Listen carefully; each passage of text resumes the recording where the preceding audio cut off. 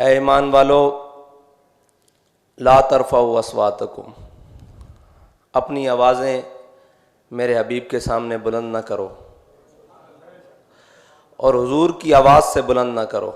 یہ جب آیت مبارکہ نازل ہوئی تو جناب صدیق اکبر نے عہد کیا، افضل الخلق بعد الانبیاء، خلیفہ بلا فصل، آپ نے عہد کیا کہ اب کے بعد میں حضور سے ایسے بات کیا کروں گا جیسے راز کی بات کی جاتی ہے، اتنی آہستہ۔ اور حضرت عمر رضی اللہ تعالیٰ عنہ حضور سے اس طرح بات فرماتے کہ سید عالم صلی اللہ علیہ وسلم کو دوبارہ پوچھنے کی حاجت آتی، مطلب اتنی آہستہ۔ جب یہ آیت نازل ہو گئی تو صحابہ کرام نے اس پر سب نے عمل شروع کر دیا۔ صرف میرے رب کو اتنی بھی بات پسند نہیں کہ میرے حبیب کی آواز سے کسی کی آواز بلند ہو جائے۔ اور سامنے کون ہے؟ رضی اللہ عنہم ورضوا عنہ، جن سے اللہ راضی اور وہ اللہ سے راضی۔ کن کو کہا جا رہا ہے کہ آپ نے آوازیں پست رکھنی ہے؟ کہ جن کے عمل کے بارے میں سید رسول اللہ صلی اللہ علیہ وسلم نے خود فرمایا میرے صحابی نے جو ایک مٹھ جو اللہ کی راہ میں خرچ کیا، اگر کوئی اس کے بعد احد پہاڑ جتنا سونا بھی خرچ کرے تو وہ برابر نہیں ہو سکتا۔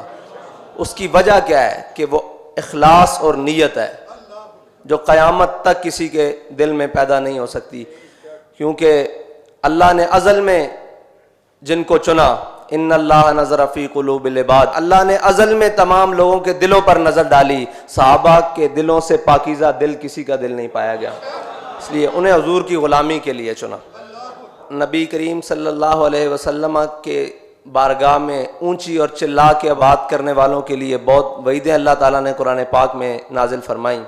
اسی طرح یہ مسئلہ ہے ادب کا، اور اس بارگاہ خاص کا ادب جس کے بارے میں عزت بخاری نے کہا کہ ادب گاہے زیر آسماں عرش نازک تر، اور نفس گم کردہ می آیت جنید و با یزیدی جا۔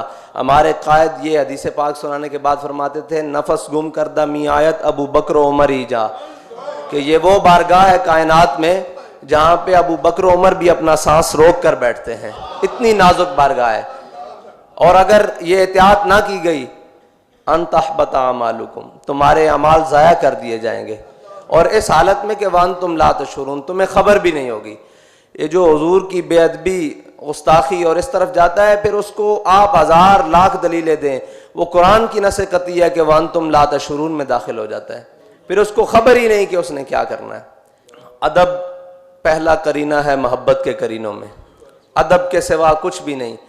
اور مغز قرآن روح ایماں جان دیں ہست حب رحمت للعالمین، جو ادب ہے وہ سارا کا سارا حضور کی محبت ہے، جو اسلام ہے سارا کچھ حضور کی محبت ہے، اس کے بغیر نہ کوئی بات ہے۔ یہ تو صحابہ کرام کا ادب، اب جانوروں کا حضور کے سامنے ادب۔ ام المومنین حضرت عائشہ صدیقہ فرماتی ہیں ہم نے ایک بکری گھر میں رکھی ہوئی تھی، جب سید عالم صلی اللہ علیہ وسلم گھر میں تشریف نہ ہوتے تو وہ بے چین ہو جاتی، کبھی دائیں کبھی بائیں، کبھی اوپر کبھی نیچے، کبھی مشرق سے مغرب، شمال کی جنوب، پورے گھر میں بھاگتی رہتی۔ اور فرماتے جب رسول اللہ گھر میں تشریف فرما ہو جاتے تو وہ ایک کونے میں لگ کر بیٹھ جاتی، اور لم یترمرم مخافۃ ان ینتبہ رسول اللہ، وہ زور سے اپنی پونچھ بھی زمین پر نہ مارتی کہ کہیں حضور کی طبیعت پر گراں نہ گزر جائے۔ اور یہ ہے جانوروں کا حضور کے سامنے ادب۔ اور اسی طرح ایک انصاری صحابی وہ آئے حضور کے پاس، کہا حضور اونٹ سرکش ہو گیا ہے، باغ بھی خشک ہو رہا ہے، فصلیں بھی خشک ہو رہی ہیں، ہم اس کے اوپر پانی لاد کے باغ کو بھی پانی دیا کرتے تھے اور فصلوں کو بھی پانی دیا کرتے، وہ سرکش ہو گیا ہے، وہ اپنی پیٹھ پر کسی کو سوار نہیں ہونے دیتا، اور ہم نے اسے ایک باغ میں بند کر دیا ہے، اور جو باغ میں جاتا ہے اس کو کاٹتا ہے۔ سید عالم صلی اللہ علیہ وسلم خود تشریف لے گئے، آپ جب سامنے باغ کے گئے، آپ نے فرمایا دروازہ کھول دو، انہوں نے کہا حضور یہ وحشی ہو گیا ہے، حضور نے فرمایا دروازہ کھول دو۔ جب دروازہ کھلا تو وہ بھاگتا ہوا حضور کی جانب دوڑا، اور آ کے اس نے، ہمارے قائد کہتے تھے لمبے لمبے ہونٹ حضور کے قدموں میں رکھ دیے۔ یہ تو ہو گیا جانوروں کا حضور سے ادب۔ اور معاہدہ حدیبیہ کے دوران جب معاہدہ لکھا گیا تو اس پر لکھا گیا ھذا ما کتب علیہ محمد رسول اللہ، تو قریش نے جو ان کی طرف سے معاہدہ کرنے والے افراد تھے انہوں نے کہا کہ یہ تو جھگڑا ہی ختم ہو جاتا ہے کہ اگر ہم آپ کو محمد رسول اللہ مان لیں، تو انہوں نے کہا یہ محمد ابن عبداللہ کریں اور رسول اللہ آگے سے مٹائیں۔ تو حضور نے حضرت علی کو حکم دیا، علی کہ یہ مٹا دو۔ فرمایا لا امحو کا ابدا، حضور علی آپ کا لکھا ہوا نام نہیں مٹا سکتا۔ اللہ کے حکم ہے، حضور نے فرمایا علی مٹا دو، لا امحو کا ابدا، قیامت تک علی آپ کا لکھا ہوا نام نہیں مٹا سکتا۔ اور جہاں میرے آقا و مولا کا نام لکھا ہوا، قیامت تک کوئی مولا علی کا غلام اس کو مٹا نہیں سکتا۔ یہ ہمارے لیے ہے نا سب کو۔